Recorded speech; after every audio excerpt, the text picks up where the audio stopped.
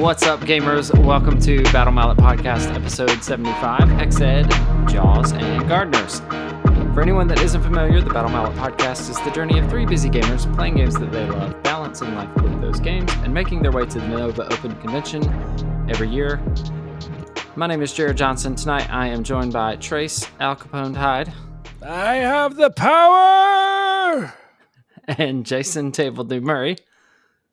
Of Grayskull? Yes. It does. Okay. Not what we're talking about this episode, but I guess it'll come up.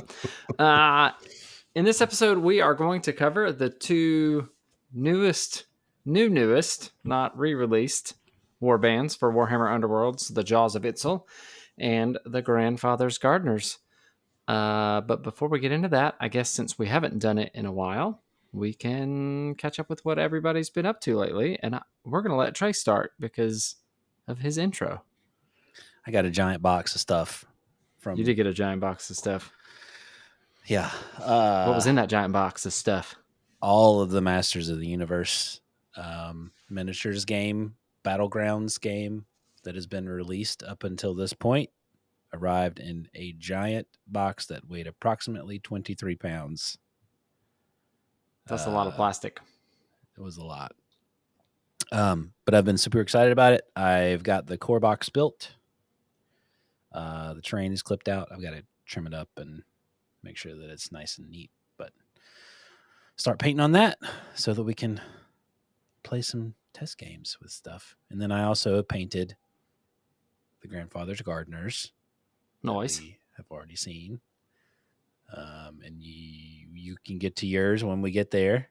But other than that, I'm also entering in my first quote unquote competition mini. Oh, yeah. So I'm starting on a competition for Richard Gray's webpage. It's not been announced yet, but it's going to be the Lord of Plagues model is what everybody is painting. So be on the lookout for that. Some work in progress paint pictures and some other stuff. So that's what I've been working on and been playing games too. We played my first official games of the new Underworlds this past Monday before Thanksgiving. Had a lot of fun. Took out the Gnarl Spirit pack with the generic Slayer's Chaos War Scroll. It was pretty spicy. That charge and getting tokens and killing stuff and charging again and pulling charge tokens off and charging again. It was pretty fun.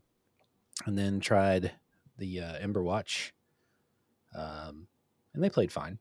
They played exactly how I figured they would play. Yeah, so that's what I've been up to. What'd you play into? Because I wasn't able to make it out. So, first game I played into Sepulchral Guard. So that's charge bop, charge bop, charge bop. Yeah. And then the second game I played into Canaan with the Ember Watch, which was charge bop, charge can't kill you, charge can't kill you, charge can't kill you. Yeah. I ended up losing that game, but not by much. So it was fun. All the games that I've played so far have been pretty close. But yeah, those are my first official games of the edition. Okay. Yeah. Cool. Looking forward to painting some He-Man stuff. Go ahead, Jason. I have been, I don't know what I've been doing. Building decks, playing Space Marine, the same things that I've always done. Taking kids to practice. I did also get out to our first Warhammer Underworlds 2.0 event. I played the Razor Scooters, and that wonderful squid. they were fantastic. Lots of dice. I played into Storm of Celestis, which was probably not the best litmus test. You know, I did not know that my opponent was playing Rivals and I was playing Nemesis, as I was super excited after just building them. And then my second game was against Sepulchral Guard, which there was a funny thing in there where I was trying to keep them off objectives, and then I realized, oh wait, to farm glory, I can't be attacking the same skeleton that I've been killing the whole time. So I had to kind of change the strategy, but it went well. Between the Hammer Tide and how many dice they throw, they play really well. Yeah, it was a lot of fun. Felt like Underworlds. Happy to be in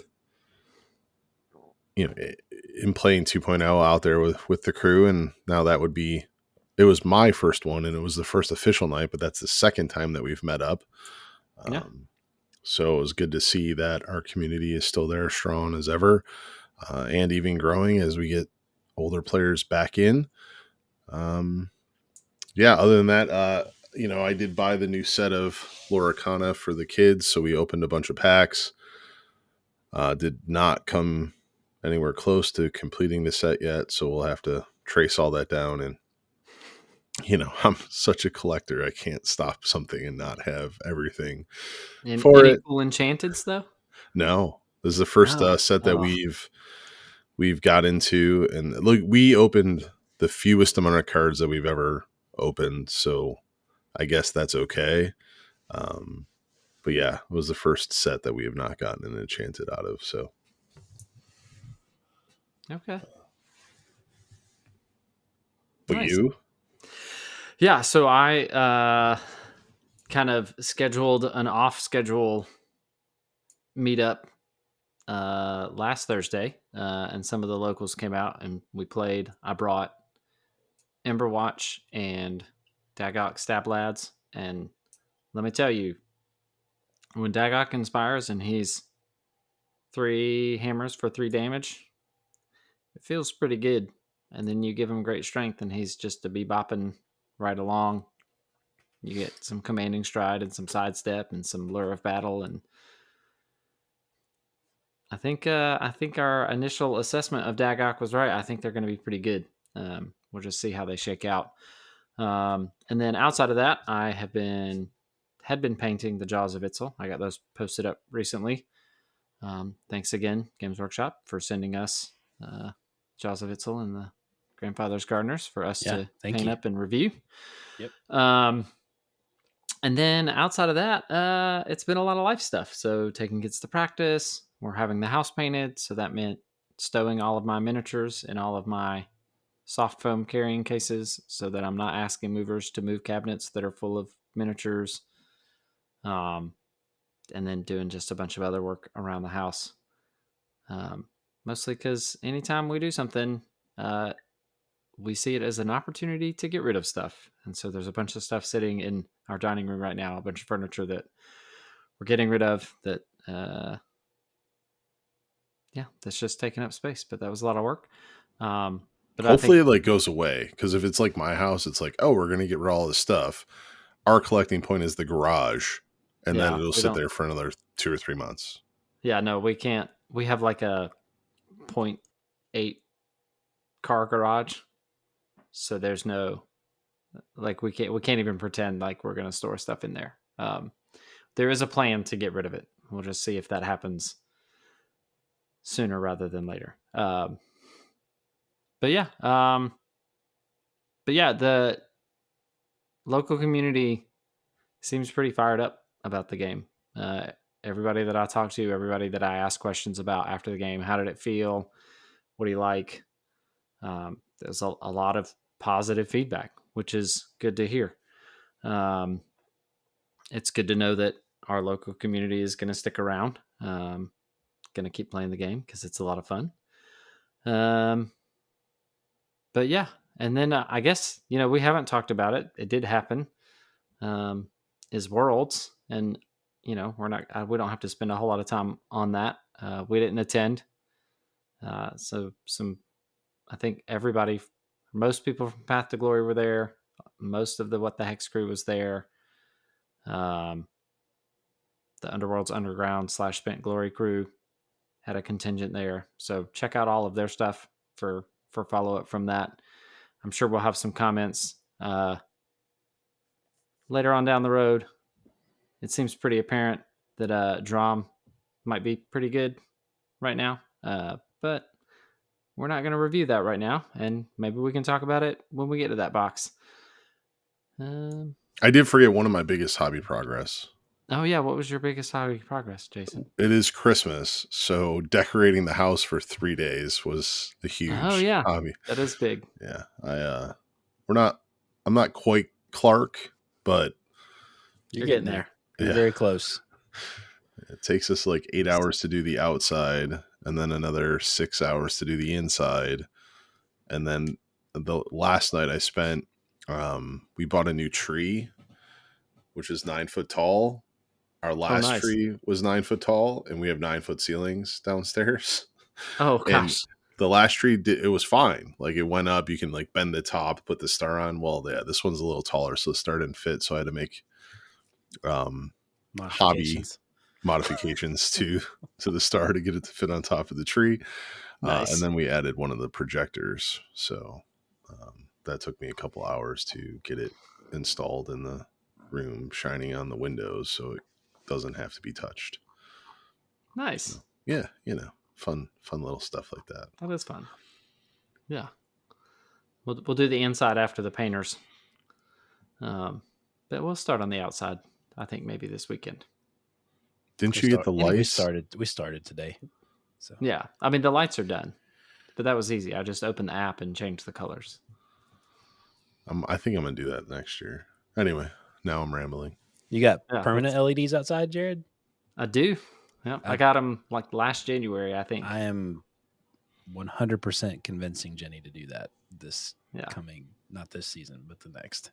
Because it's like probably $3 or $4 grand, but whatever. I don't ever have to get on a ladder ever again. No, it was worth it. Totally worth it. I will give you the guy I used. And I just want him for 4th of July. I want him for 4th of July, Valentine's Day, St. Patrick's Day, Super Bowl, all that. we used them during the Olympics. I had red, white, and blue flying during the Olympics. There you go. Yeah. It was cool. Totally worth it. Yeah, I had them just orange and red for between Halloween and Thanksgiving, just for a little pop of color on the house, without having to do much else. Anyway, we're super delving away from Underworlds gaming content in general. Balancing life and games. Sometimes your hobby progress is taking care of the house. Anyway, so with that, we'll take a break, and when we come back, we'll sink our teeth into the jaws of Itzl and toil the soil of the grandfather's gardeners.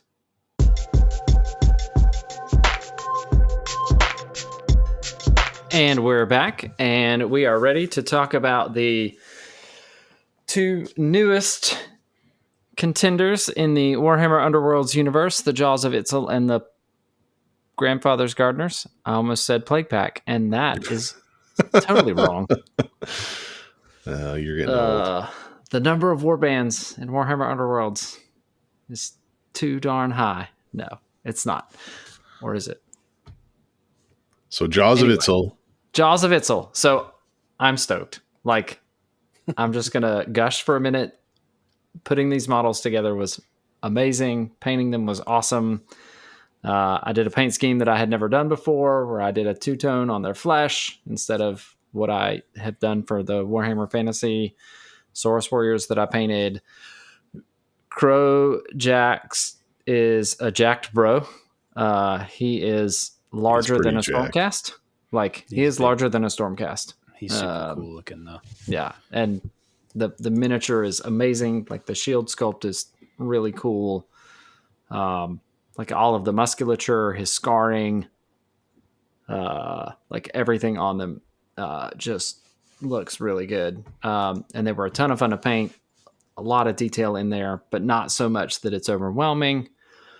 And then, I mean, minus the Venomites, it's like Morgoth's Crushes 2.0. I just want to go in and beat face. So I think we can start with the fighters, and then we can talk about the War Scroll. I think it'll kind of lend itself there. There's 4. The 3 Saurus warriors all have 5 wounds each. They are worth 3, 2, and 2 bounty, which adds up to 7, which means that the little Venomites are worth no bounty. So we got a fighter like Tick, or fighters. I don't know. But the thing that I thought was one health, one health, right? But so they will never be vulnerable unless you give them a wound upgrade. That is true. Yeah. So, and yeah, if they get pinged off the table, I got to be honest with you, as the Jaws player, I would probably rather have that, because then I'm in a game state where all of my fighters have charge tokens so that I can continue to activate them. If you like just leave them alone, then I'm kind of stuck with this little totem with some lizards on it that isn't really doing much for my warband. Well, I mean, what they do, and we'll get into this in the War Scroll card, is a support element, and they have 2 dodge, so they may stick around if someone tries to attack them. And then also too, they help you hold an objective. That's true. Mm-hmm. I'm sorry, treasure token or feature token if you're pillaging and plundering. Yeah. And they judge you the whole time. They do. That is the judgiest little idol I've ever seen. We don't need to run through the stats. You can check the stats on our blog. You can check them in all the deck builders. The images are posted everywhere. The one thing I do want to call out, and I can't remember where this was said, but the idea that like the more kind of savage, brutal warriors hit on swords, and the more like accurate, refined warriors hit on hammers. That may have been like a first edition Smashes and Furies. The idea that like, your more practiced warriors would hit on hammers, and then your like savage warriors would hit on swords, was a thing. So they kind of go into bloodlust when they get inspired. So they're, 2 hammers, 3 swords uninspired, and then they all go to 4 swords inspired to hit. And they inspire at all. Yeah, just weight of dice is nice, but just thematically, I think it's cool that you just get to huck a ton of dice because these lizards have entered a bloodlust. There's potential for 3 damage. There's a crit Grievous on one of the fighters when they inspire. Crojax does 3 damage flat, both uninspired and inspired. Crojax going to 2 shields inspired, 4 dice, 4 swords, hitting for 3. Yeah, it's pretty good. I mean, the 4 swords is different, right? Because now it can be blocked. The crits don't matter as much, I guess is the right way of wording that. Right. But he's just like, when he's inspired, those two shields, 5 wounds, he's just going to stick around. Sokar is the other fighter that gets Grievous, crit Grievous. So it's nice that it's baked in, right there. Like, you don't need the upgrade. And the fact that, off the jump, they're doing 2 wounds. It's not too shabby as well. I do have one complaint about these models, though, and I don't know if it sticks out as much when you have them in person, because I do not have a set of these. So it's Jerod, being the lizard lover, got the set. But Sokar and the jack of all Jackarinos, the Tyrannosaurus Rex of lizards. If you look at those 2 models, like, their head tilt is almost the same way, and the shield is almost the same. It's not. They're pretty different once you get them in person. Yeah, what you can't see from the images, Sokar is almost at a run, and Crojax is at like in a more of a defensive posture. Like, his shield is like, it's almost like he's about to like sink it into the ground to make like a shield wall out of it. It looks like he's getting orders from the position that he's in. Yeah. Like he's like yelling orders to the other 2. Yeah. But looking at the images on the cards, I can see where you would see that. I didn't feel like I was painting two miniatures that were posed the same when I was building them and painting them, though. So, well, awesome. But a four fighter warband that gets extremely accurate and damagey when they're inspired. So how do they inspire? Yeah. So after inflicting damage on an enemy fighter in your opponent's power step or action step, pick a friendly fighter, inspire that fighter. Well, damaging an enemy fighter in your opponent's power step, that seems pretty straightforward. You just got to play a ploy in your opponent's power step. But how are you going to damage an enemy fighter in the action step? I don't know. Maybe rebound? Oh, wait. No. That would still be in the... Oh, that would be. Yeah. Yeah. What about No, but maybe. Kind of like rebound. So on their rule scroll, they have a surge ability. Predatory fighters. Use this immediately after an enemy fighter's failed attack if the target was a friendly Saurus, and there's a little Saurus rune mark, which is cool, and the save roll contained any shield, inflict 1 damage on that enemy fighter. So if you roll a shield on your defense and the attack fails, which could be a drawn attack or a flat-out failed attack, you get to inflict 1 damage on the enemy fighter. So in the early games, doesn't happen a ton. I mean, it's a 1/3 shot on any. Oh, and it's not like chance. and it's not an attack. This is just inflict 1 damage. So if they drive you back, it still is gonna still can trigger. Yeah. They could be range 4 and it would still trigger. So that's right. Yeah, it's like almost like a better Steelheart's inspire condition. It's like Gallingham. It's better than Gallingham's reaction from season 1. Yeah, I mean, because his was only on a crit. The old Steelhearts was you just have to roll a shield in your defense characteristic or defense roll, but this is, you roll a fail, they roll a fail, you roll a shield, you do a damage to them, and then you inspire.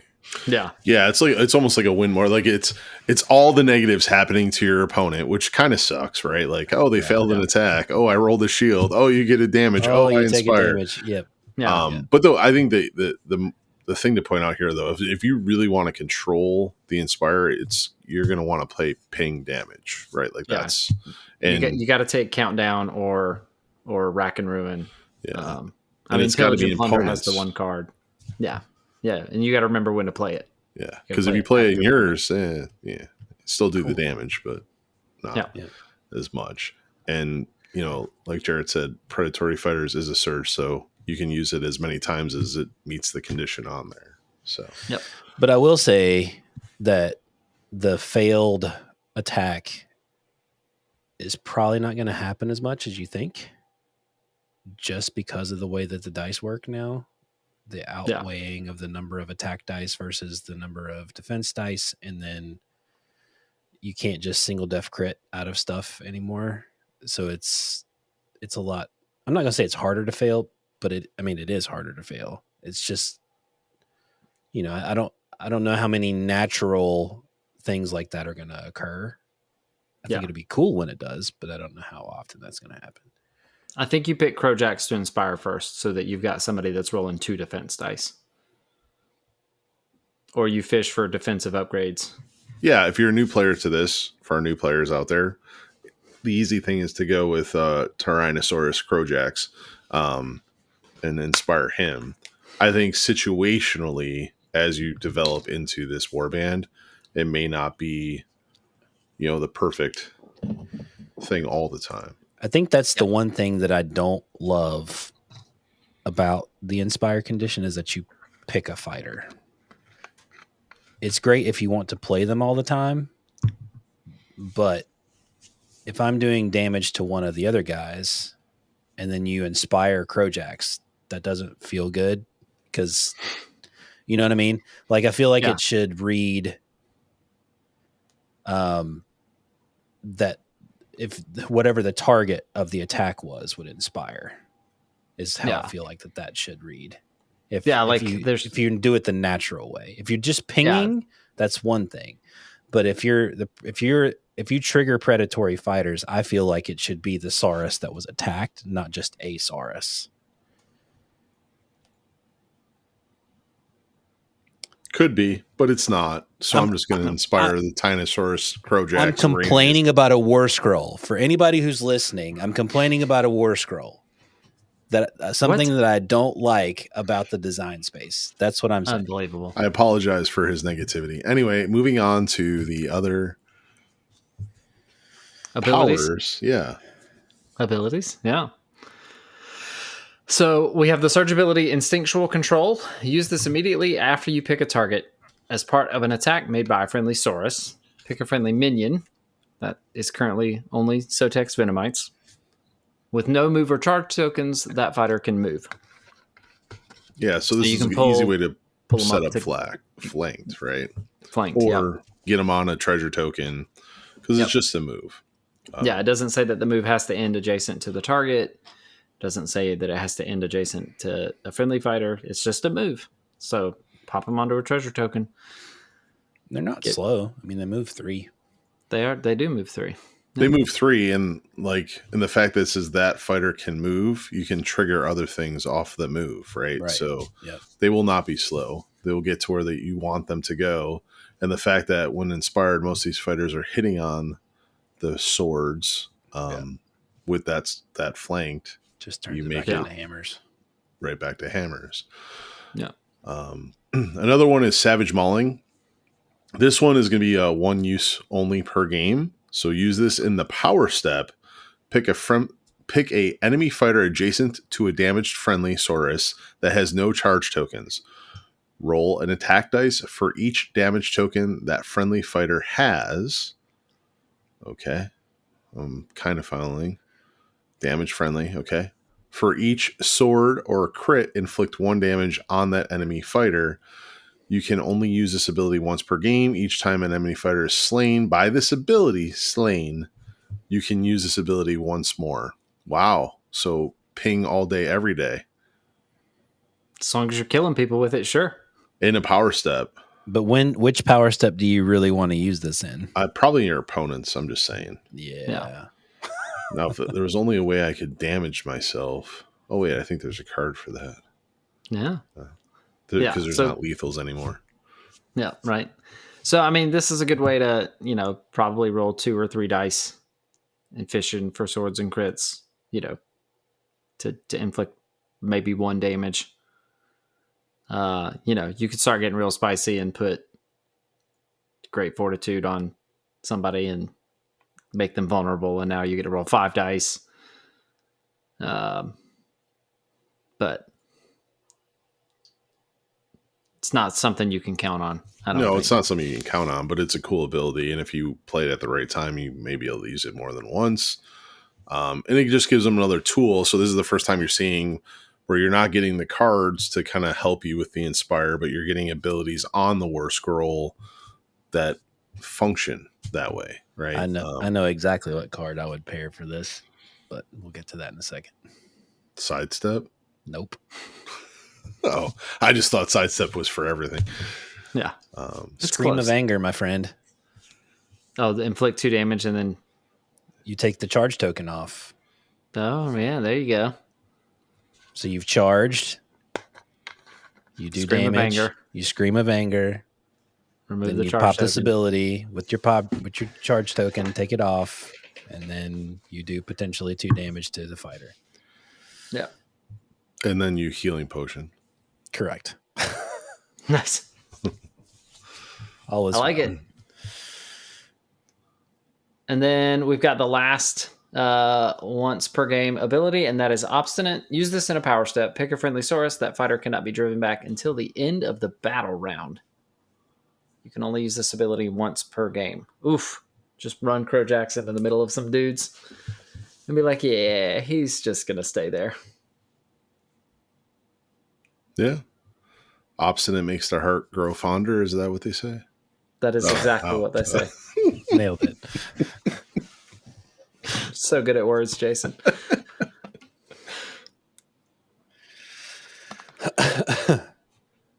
Oh. All right. Yeah, I like all their War Scroll abilities. The only thing that I'm not super keen on is just the Inspire not being the one Saurus is being attacked. But other than that, I like all the rest of it. because it aligns with how I like to play, which is always be charging.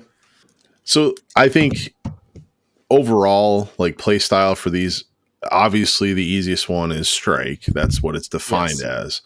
But I think there's some spice in here where you can do a pretty good flex as well. Oh, like 100%. they have high wounds, they're on block, they have the sneaky Venomites that can hold something in the back or move through the War Scroll ability. They can move multiple times per game. You can have the Obstinate where you can not be driven off a token. Yep. That there's definitely some other play in here too. Get some weapon upgrades that give them some range, and they might have a good flex going on. Nice. And take all the pings. New player rating. I mean, I think they're going to be easy to play. I don't know how frequently they're going to inspire. So gold minus, silver plus. I think they're silver just because, like, yes, they're very good and they're just the pure raw stats will carry them for a long way. Like, even on the uninspired side, they still hit fairly accurately.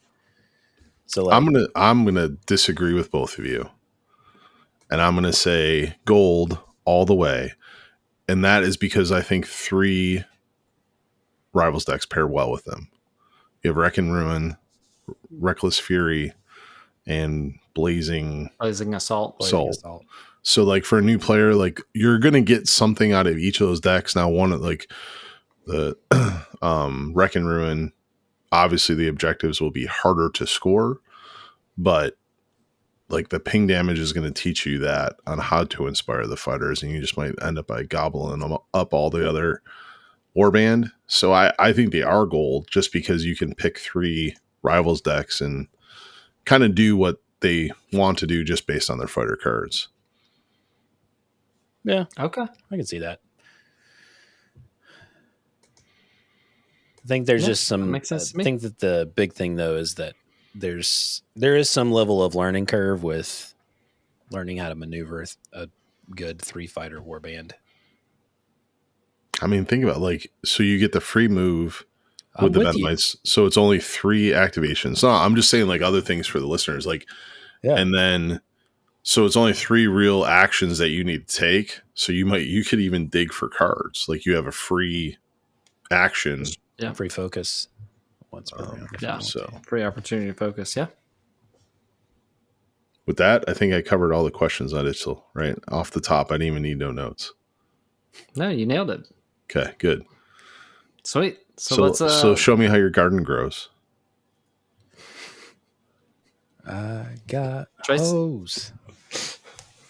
All right, talk to us about the minis, painting them. The minis themselves are awesome. I've always enjoyed painting. I mean, what I love about painting Nurgle, and this goes for anybody, is that you have a lot of grace when painting Nurgle models. You can make them look really gross and just put all the washes on them and be super sloppy, and they look awesome. And then you can also paint like a lot of Golden Demon players do, which they will just layer up and highlight and make all these beautiful blends because there's so much opportunity for the models to, present themselves in awesome ways with just a lot of care. And then you can just get like really creative and colorful, like how I did. I went with a really bright green and then, added in some purple undertones and stuff like that. So there's just a lot of really awesome detail on all of these models. The ticks are an interesting addition. It is my critique of the warband, and I understand that it is a key feature of Dripterus specifically, but the ticks are not my favorite. I feel like they're distracting, especially when you on Flemus. There's a lot of them. Like you can't really see behind his head from the card images, but there are 3 on his back There's the one on his chest, and then there's like 3 or 4 on the staff and his arm. I felt like there was just a couple too many ticks on some of them. But anyway, overall, I loved painting the minis. Flemis's Potbelly is hilarious.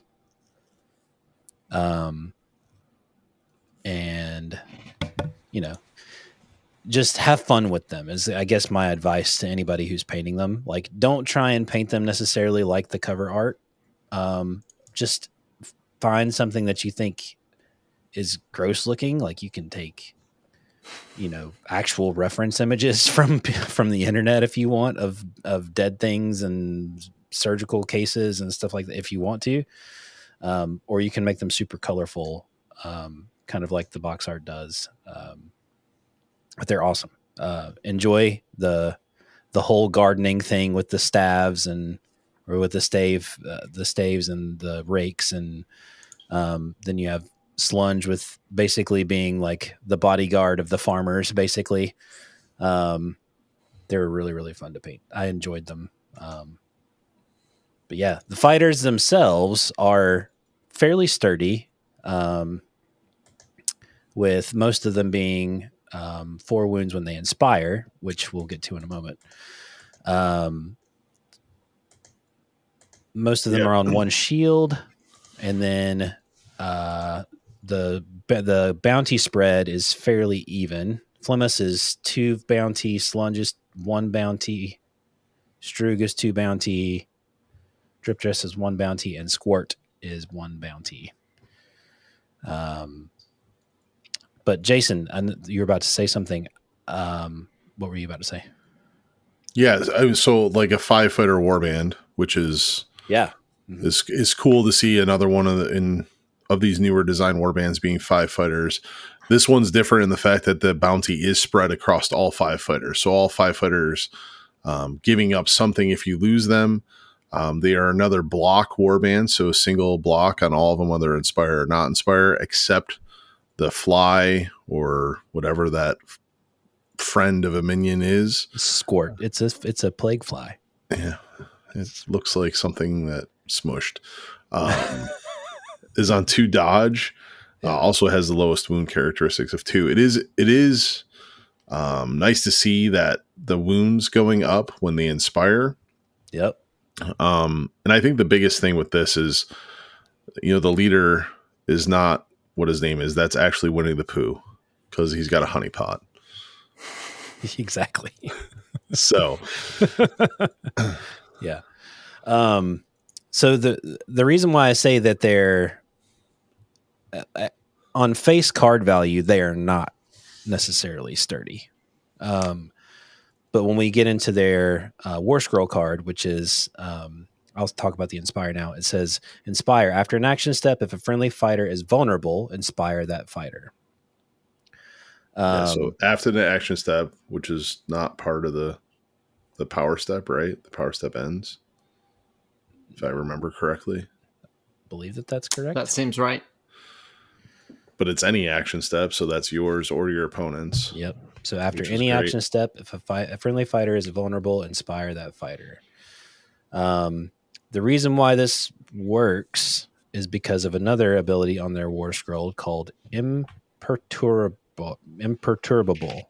Easy for you to say. I had to work through that. I'm not. It'd just be like that one ability. Which says no more than 2 damage can be inflicted on an uninspired friendly fighter in the same turn. Oh, so the turn is. Go ahead. Nope. Back up. No more than 2 damage can be inflicted on uninspired friendly fighters. Yep. In the same turn. Multiple. Not a. Yeah. Oh. So if you hit one uninspired fighter for 2. Yep. Then you cannot ping any other uninspired fighters that turn. Yep. Oh, that's spicy.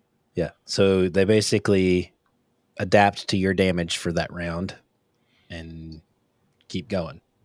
Yeah. Now you can ping the fighter you just inspired. Correct. Sure. But But then they go up. It's a nice. They go back. Oh yeah, to so hell. that so your opponent's gonna be managing this. Yeah, you hit somebody for 2. Yep. Because they're uninspired. So even if you hit them for 3, it would be 2. They would then inspire. Yep, and then they have and 2 then moves they'd be remaining. Vulnerable. Yep. Well, they'd be invulnerable first. Then they would inspire, go back to 2, and then you could ping them because they are now inspired. Right. That's pretty cool. And it's going to be hard to ping them twice. Mm-hmm. Yeah. So you're probably going to get at least an activation on everybody. Oh, that's really, really cool, except that poor fly. Yeah. R.I.P. Squirt. Yep. Good luck with the 2 dodge. So something else that I'll call out is the Blooming Plague, where a friendly fighter has the Gardener rune mark instead of a characteristic. The Gardener rune mark is equal to the current space on your tracker, which leads us into the rest of the War Scroll card, which is the cycle. So in the Muster Warband step of setting up, place a generic token on the start space of this War Scrolls tracker. Advance that token 1 space clockwise immediately. After your turn, after damage is inflicted on a friendly fighter, after your turn if your warband holds more treasure tokens than your opponent. Okay. So we kind of see from these descriptors how you should want to kind of play them. However, the cycle itself has 7 steps, which is very nergly of this warband. The start step is 1. The second step is 1. The third step is round number. So that could be 1 damage, 2 damage, or 1, 2, or 3. The fourth step is 2. The fifth step is 2 with a surge ability called Reap a Harvest, which says, use this immediately after placing your token on this space. Pick a friendly fighter, heal that fighter. So you get a cheeky little heal. And then that also has a step of a number of 2. Then it moves to 3 on the 6th step of the cycle. And then it goes to 2 again on the 7th step of the cycle, and then you start over. So why this is important is because the damage characteristic on a lot of these fighters is the Blooming Plague rune mark. So that means that your damage characteristic throughout the game is going up and down, up and down, up and down. So it can go to 3 when you've hit 6 on the cycle, but most of the game is going to be either 1 or 2. And that is pretty much every fighter in the warband that does this. Everybody but Squirt, who is inspired, is actually pretty spicy with his 2 damage with Crit Grievous. Yeah. But yeah, I think that this is going to be an interesting mechanic to manage, but I think if you can play some 4D chess with them, you'll be able to kind of plan out your turns and manipulate this cycle in such a way to where you can do a lot of damage on turns that you actually want to do stuff. And I think for me, this is Underworlds 2.0 War Scroll card. Yep. Like, this is the first time that we've seen something new. Like, I mean, this would normally have been a plot card, which I don't think you can fully realize an ability like this. And it's going to really make this warband a mastery warband. And I love it. Like, it is really, really cool to see this cycle and the thought that goes into it. So, right, like the first 3 spaces on this cycle are 1. So what do they make you do in turn 1? Advance at 1. So you go through basically 2 cycles of being at 1. Yep. And then if nothing else happens to you, your first activation of turn 2, I should say, your first activation of action step 2, whatever, game round 2. First action step of battle round 2. There you go. Yep. You are hitting for 3.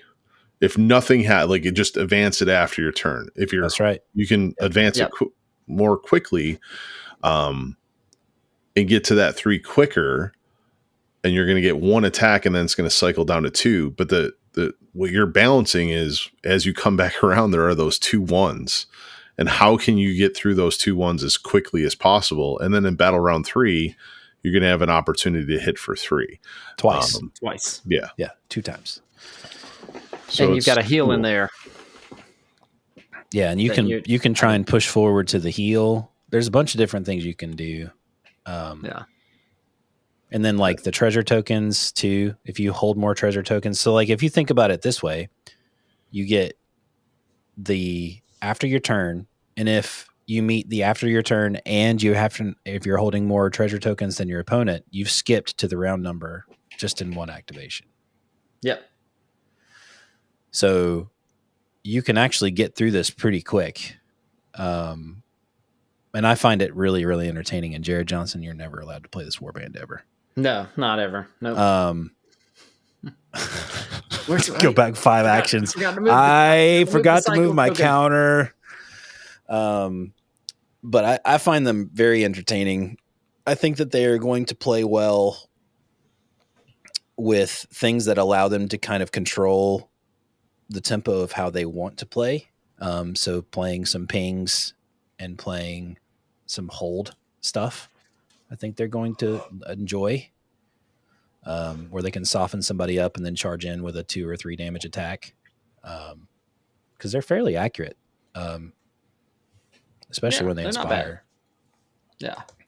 Flemis is hitting for, the cycle damage on 3 hammers. At range 2. I just like the fact that if they're not inspired, it could like really affect your opponent's deck, right?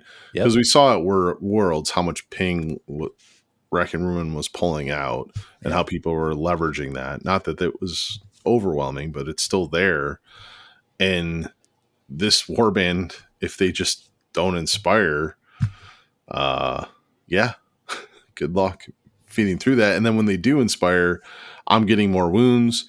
I'm very intrigued. Like this may be the first big brain puzzle that we've seen in version 2.0, and I'm there for it. I think that this is the perfect hold / flex warband, almost just like begging you, like, hey, come hit me, because something good is not going to happen to you, or is now going to happen to you, because you've touched me. And how beautiful is that for a Nurgle style warband? Like, you come in, you run and hit me, I throw a tick on you, and next thing you know, I'm mission accomplished. Yeah. I mean, in one activation step, well, almost, there's ways to do it in one activation step where you can get all the way to 2 without any issue. Because like, go back to the card that I pulled out with Jaws of Itzl, like Scream of Anger. If you really want to do that, you could Scream of Anger Slunge, for example, and then he goes to 1 health, and then he inspires, and then he's hitting on, whatever it is. It's for 2 damage. After you're trying to get him on you try and get somebody on a token, you damage Slunge, and it's after your turn, so you go to whatever it is. So like if you're on the round number 1, say that it's like your 3rd activation, you can push Slunge to 3 and then charge him. Fun stuff like that. Yeah, the other thing here is this may be the first like hold warband in turn 1 where you might want to go first, right? Yeah. So I go first, I move, we'll just say the fly for lack of better choice. I'm already starting on the 2nd dot because it was the first turn, so it automatically moved 1 as I set up my warband. So I move the fly onto a token, right? Yeah. I have the first activation, so that will move it to round number because it's after my turn, and I hold more treasure tokens because I took the first turn, so I'm on 2. Now you come in and hit me. Oh, now I've gone to reap a harvest, so I'm now going to heal one of those damage that you've done to me right now. And then because I probably still hold more treasure tokens than you because you're attacking me, I've gone to 3, and now I've hit you back. Yep. They're very counterpunchy. I will agree with you there, I think. Yeah. Yeah, manipulating that cycle is going to be the hardest thing. Yeah, but late game, what do you care about the cycle? Because you probably have Grievous on them, right? So yeah. And the round number, like there are only 2 spots that are going to give you 1. Most of them are going to be 2. Like, and 2 that give you 3. Yeah. Like, I like them, and just to plug the Nemesis deck library, like I have a deck up there that is very much a hold deck. It's a flex hold deck that I'm super excited to try these guys out with as soon as I get my hands on them. Yeah, no, Nice. I agree. I think they definitely present a new puzzle for folks. My challenge to everybody is to play them only with mastery decks and see what happens. So you play it with Countdown to Classic Cataclysm and Rack and Ruin and just see what happens. Because you're managing all the counters at that point. Yeah. Triple dog dare ya. Do you? Do. What are you, chicken? Specifically? I mean, Rack and Ruin, I guess. Like, it'll be fun. Not right. Countdown. I really like Countdown to build with. Like, it is. There's a lot of good cards in there. And Rack and Ruin I'm taking because I think that the ping as I'm holding here is just great. Like, that's what I built with. I built with Rack and Ruin and Emberstone Sentinels. Like, I mean, Supremacy. Oh, I love it. So, yeah. Supremacy for them is going to be, yeah, I like it because you put one of the 2 bounty and one of the 1 bounty on 2 objectives and you're done. Yeah. And then you just let them sit there, let them cook. Yep. All right. Nice. Anything else? So we've talked about gold or silver. Well, we've talked about it being mastery. We think it's a take and hold warband. At least that's the way I think it should be played. And then when it comes to new player rating, I think they're bronze. They're bronze. Oh yeah. I think they are playable for a new player. Like there's nothing that's confusing about the rules. No. Everything is written very clearly. It's very clear how everything works. I think it will be difficult to be successful with them as a new player. Yes. You have to be thinking several steps ahead with them to really make them sing, I think.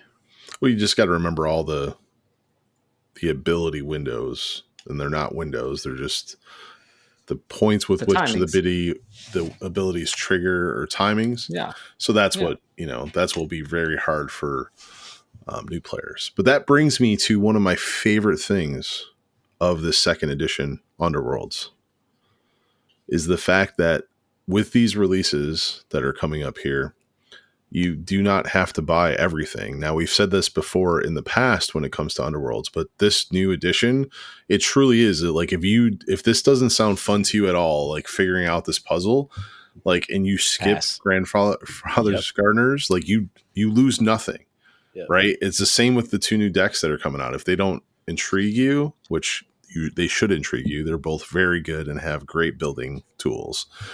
You can pass and you miss out on nothing. Like the only thing that you need is Emberguard box, and like you have the stuff to play with, right?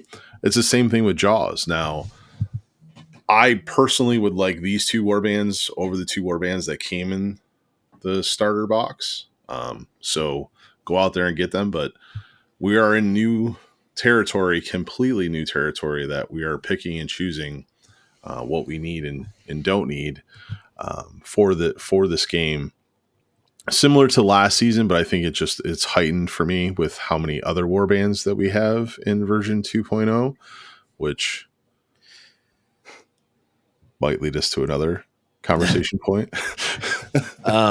So what I will agree with you on that, and what my thoughts are on what you just highlighted is it feels a lot more like a more traditional Games Workshop game where you pick your force that you like, right? Yeah. Pick the thing that you like. If you like Lizardmen, or if you like whatever, you can totally lean into that. And like you said, you buy the the Ember Guard box because you need the board and stuff like that. But you are truly freed from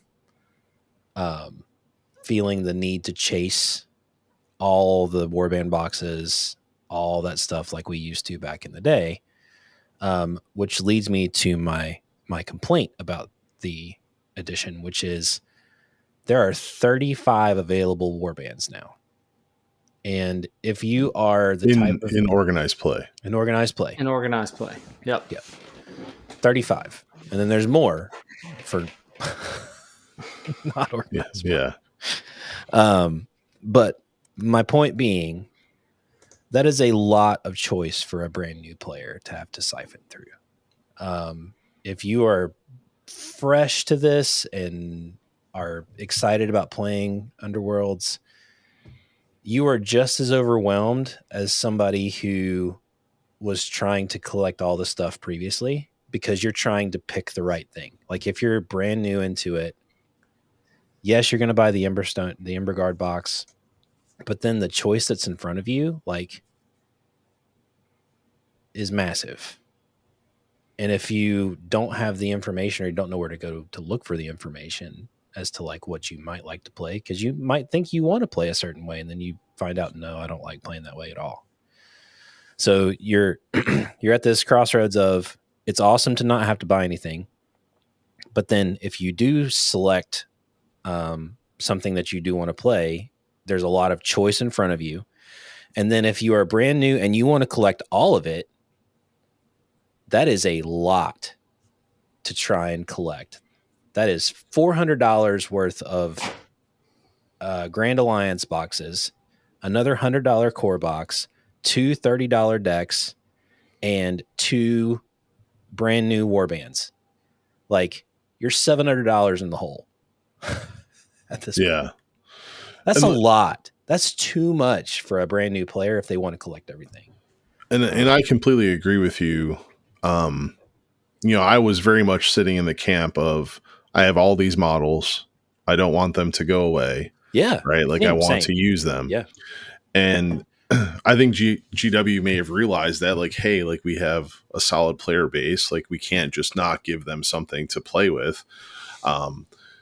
And I love the Grand Alliance boxes, like the 4 warbands in each Grand Alliance. And if you are a new player, like that's where I would start, is like, pick one of those, get that one. Now you have 4 warbands to kind of roll with, plus the 2 that are in the box. So that gives you 6. I love that. I love the Grand Alliance. I love the box. I love these 2 warbands. I think honestly where I have a problem is the last 2 years of model releases getting the PDFs that are in organized play. I agree. Because the first thing that they said was, we're making it more approachable where people can actually get the models to play with. So then you showed up at an organized event, you're not seeing something like, oh, that looks cool. But this might be more, there might be more choice than when you're playing Index 40K or Index KOS. Yeah. And the more and more I think about it, like I love the fact that I can still play all 58 warbands with the generic War Scroll card and all that. Even though it's not as flavorful, I like that I can still use my models. But I think for organized play, I'd much rather just see the 4 Grand Alliance boxes and then the 4 new warbands, and we'd be at 20. And that is still a tremendous amount of warbands to play for a brand new edition. Yeah. I mean, it really is it's kind of a damned if you do, damned if you don't scenario. It is. I love that we have all of that available to all the people who have been in this game for years and years and years.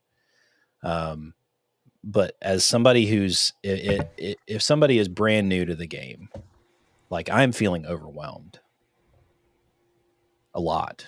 If I want to try and say that I am the type of player that I need to have everything so that I can pivot my strategy to be the most competitive at any event that I want to play at. If that's the type of person that I am, that is a ton of things to purchase if you've never stepped foot in this game before. That is more than any 2,000 point 40K army to get into this game and be competitive.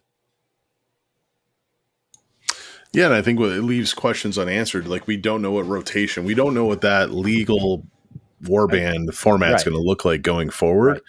And I hope it happens sooner than later, because there is plenty of variety to play in these boxes that have been released. And playing the other night, one thing that was super weird is I had like legit a PDF printed black and white copy for fighter cards in the War Scroll, and that's not how I hobby. Like, I like the stuff, like the real stuff.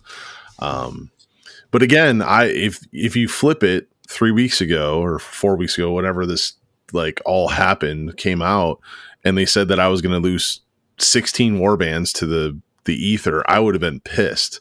But in hindsight, I think it would, for organized play, that would have been the better call. Jerod, anything? Yeah. Well, yeah. So, I mean, my question now is, like, when does Warhammer.com line up with what Warhammer-community.com said? Everything that is legal for organized play will be available on Warhammer.com and in your friendly local game store. And you know what's not on Warhammer.com right now? Farstriders, Spiteclaw Swarm, Skinnerkin, Dagox Stablads, Iron Souls Condemners, the Thricefell Discord, Zandara's Gravebreakers, Brethren of the Bolt, Sepulchral Guard, Balog's Bob, Sirene's Razors, Thorns of the Rock Queen, and Zarbag Skids. I've never heard of Zandire's Gravebreakers. So it's like, I mean, stick to it. But yeah, put your money where your mouth is. At least in first edition, everything was legal, and you just had to get it where you could get it. But now they've kind of put themselves out there, and I've said this on our off podcast chats. There's a part of me, like, I'm with you. Like, it's too much. There's a part of me that wishes that we were launching a game with a quarter of what we had.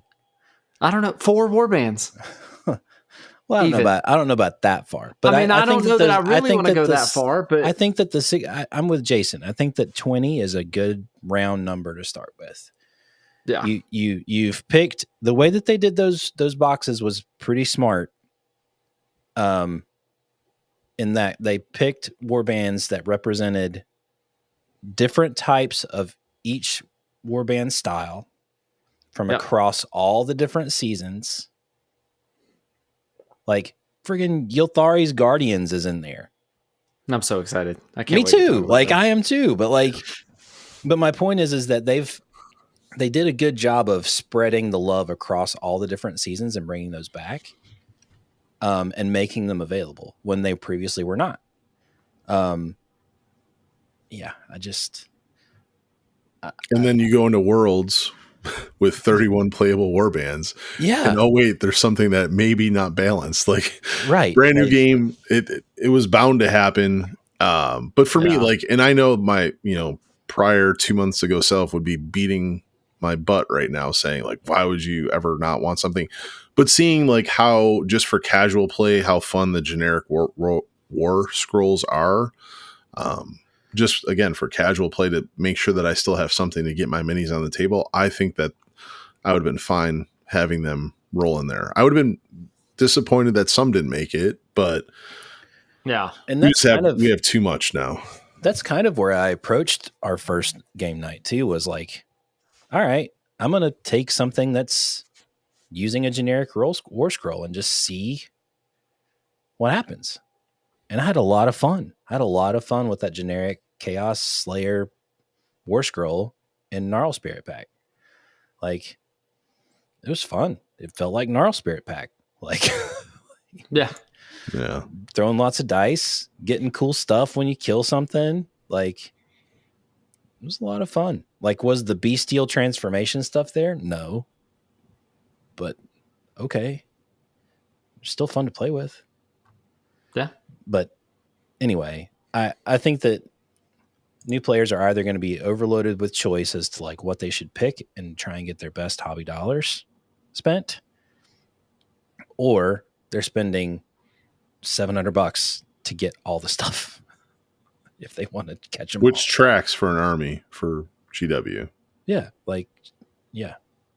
And I'm not telling people to not come play our game and go play 40K. Please don't do that. Like, well, I'm just saying, like the price point is there, right? And it's the same. As I look at the retail establishment that is GW, it's there. Like they want X amount of dollars from every person for every game, right? And it's like there. And you can argue about X, but it's awesome. It's awesome that we are complaining about something that we have too much. I just think, like you, for the state of the game, it would have been better to start the game at 20 and go from there. And the physical copies too. Like, hopefully I get my cards here soon, like the ones, warbands of the Ember Guard or whatever it was. I was lucky enough to be able to pre-order those. Those two. And that'll probably be the end for the downloadable ones, even though I love Razors. Like, they're super fun. I didn't play them in the last edition, but I just want my printed stuff. Yeah. Physical copies. Yeah. Yeah. I mean, there's hobbyists out there that have figured out how to get them printed right, but that still is like, I got to get the file, then I got to send it to FedEx or Kinko's or whatever to get it printed on the cardstock. I just don't like to give money to something that is not like a game store or the game store. Yeah. Like it just feels strange to me to not give it to a person that's in the hobby or a game store that's in the hobby or the company that's in the hobby. Oh no, I got to go to Kinko's and print stuff off or, you know, it's just weird. Anyway, enough of that. Thank you again, GW, for these preview copies of Jaws of Itzl and Grandfather's Gardeners that Jerod and Trace have painted up so nicely and that they will play. I look forward to receiving my non-free copy from my local friendly game store. With that, we'll take a break and close out the show.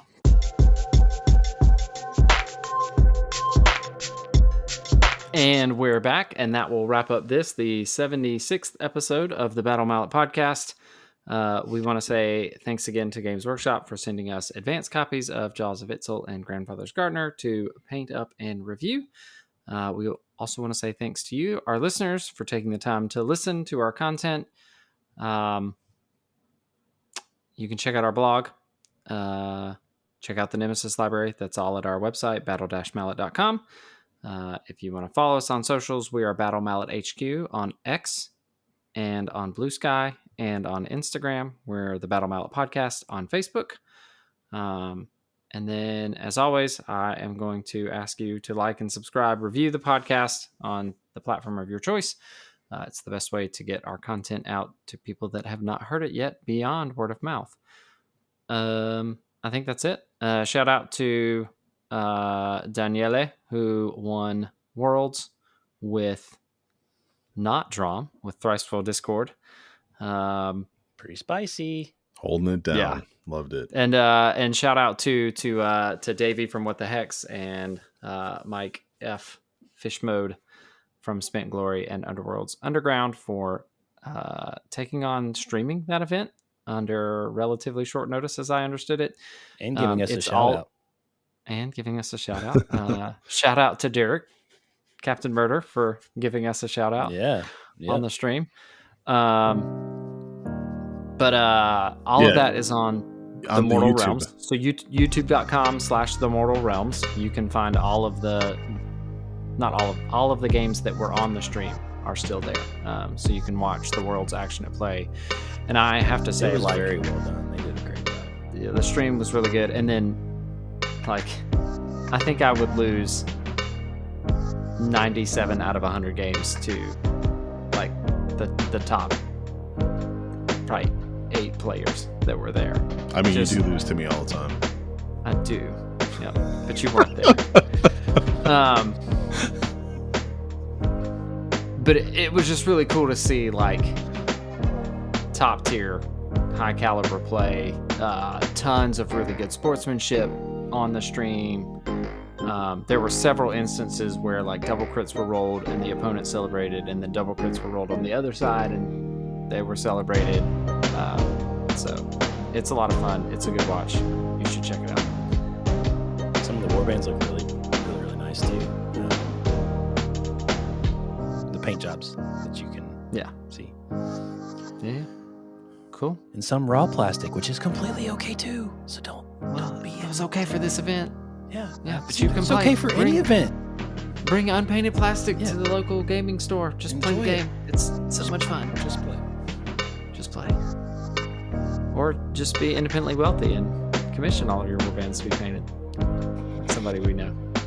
Yep, that's me, independently wealthy.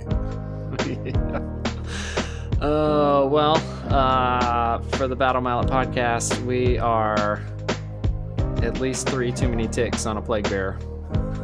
This is Jerod signing out. It's Trey signing out. And I'm Jason Tablelew Murray. Get the hell out of here. Peace. Go Bills.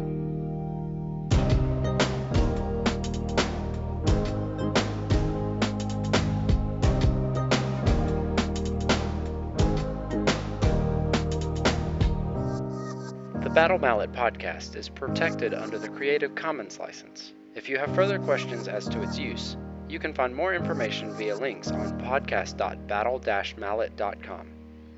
Music by Anno Domini Beats.